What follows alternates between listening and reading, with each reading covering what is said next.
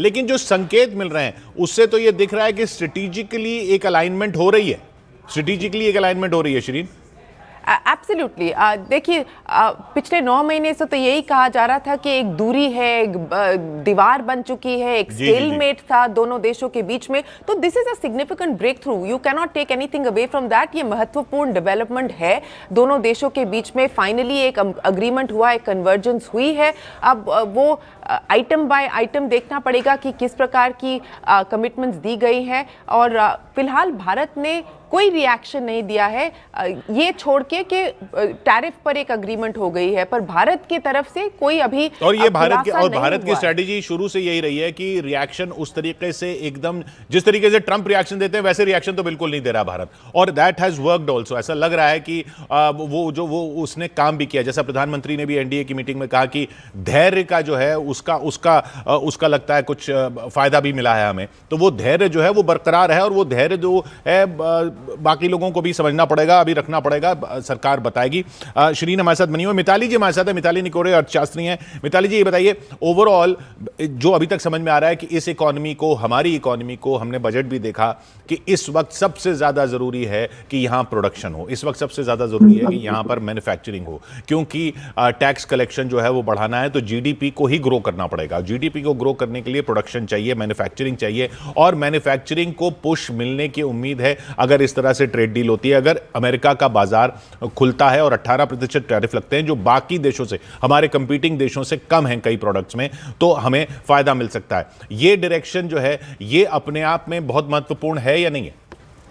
जी बिल्कुल। सबसे पहले तो अगर हम ये देखें कि कौन से सेक्टर्स बेनिफिट करेंगे, तो हम लोग हमेशा एक लेबर इंटेंसिव एमएसएमई सेक्टर्स की बात ज्यादा करते हैं, क्योंकि ऑफ कोर्स टैरिफ का इम्पैक्ट उन सेक्टर्स पर इमीडिएटली आया है और देखा गया है कि हाँ, मतलब वहां पर हमारा ज्यादा इम्पैक्ट हो रहा है।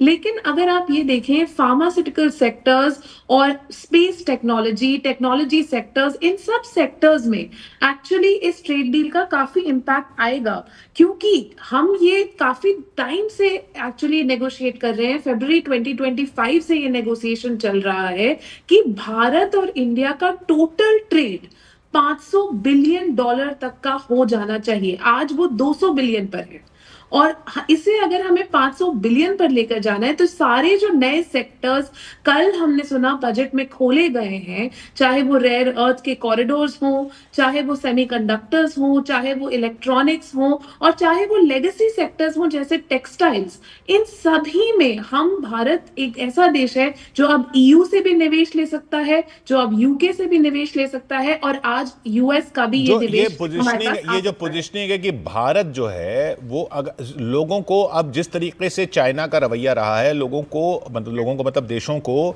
चाइना का ऑल्टरनेटिव चाहिए। सब कुछ चाइना पर अगर निर्भर रह जाएगा तो बहुत खतरनाक हो सकता है स्ट्रेटेजिकली। तो चाइना का जो ऑल्टरनेटिव चाहिए वो भारत बन के आ सकता है, ये दुनिया देख रही है और वो भारत ने दिखाया है। मतलब ऐसा नहीं है कि भारत ने अपनी पोटेंशियल भी तो दिखाया ना उसमें।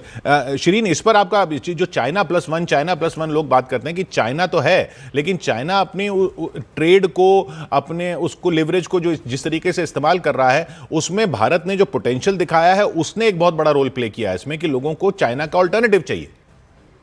जी किशोर, मैं ये मान के चलती हूँ कि ये चाइना प्लस वन जो है ये थोड़ा ज़्यादा हम एग्जैजरेट कर देते हैं। तो and India is not the only game in town. जैसा कि हमने देखा है कि फॉरेन डायरेक्ट इन्वेस्टमेंट जो है वो बाकी देशों में भी गई है, वो वियतनाम में भी गई है, वो फिलीपींस में भी गई है। लेकिन श्रीन, सॉरी टू इंटरप्ट यू, लेकिन वियतनाम जब आप बोलती हैं तो मैं ये कह रहा हूँ स्ट्रेटेजिकली देखिए, वियतनाम चाइना का अल्टरनेटिव इसलिए नहीं हो सकता क्योंकि अगर push comes to shove Vietnam China के साथ ही जाएगा, और वियतनाम में जो फैक्ट्रीज हैं, जो कंपनीज हैं, जो ऑर्गेनाइजेशंस हैं, वो कहा जाता है वो चाइना बैक्ड नहीं है। तो चाइना का ऐसा अल्टरनेटिव चाहिए ना जो कभी चाइना के साथ न जाए, उसमें भारत का रोल आ जाता है।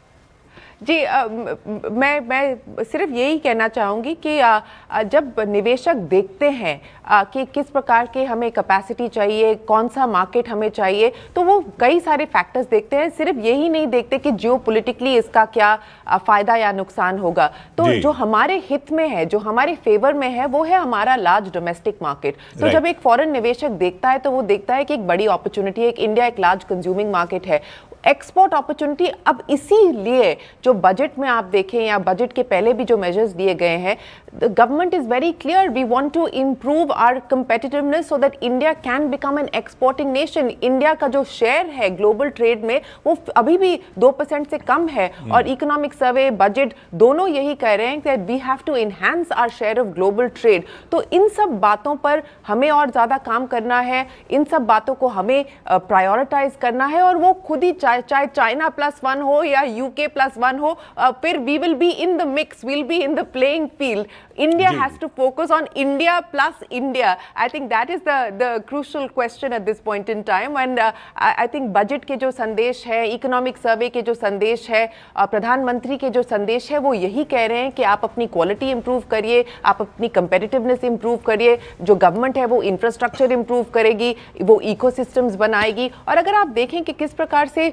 मीडियम टू लॉन्ग टर्म के लिए जो एलोकेशंस की गई हैं वो भी इन्हीं सेक्टर्स में की गई हैं। डेटा सेंटर्स में की गई है, सेमीकंडक्टर्स में की गई है, इलेक्ट्रॉनिक मैन्युफैक्चरिंग में की गई है। तो ये एक लॉन्ग गेम है, ये 24 घंटे का गेम नहीं है, ये T20 मैच नहीं है, ये एक टेस्ट क्रिकेट की हम बात कर रहे हैं। तो उसको अगर आप देखें तो जो प्लेइंग फील्ड है, जो पिच है, वो एक टेस्ट क्रिकेट टेस्ट मैच के लिए बनाई गई है, T20 के लिए नहीं बनाई गई है। जी हाँ। और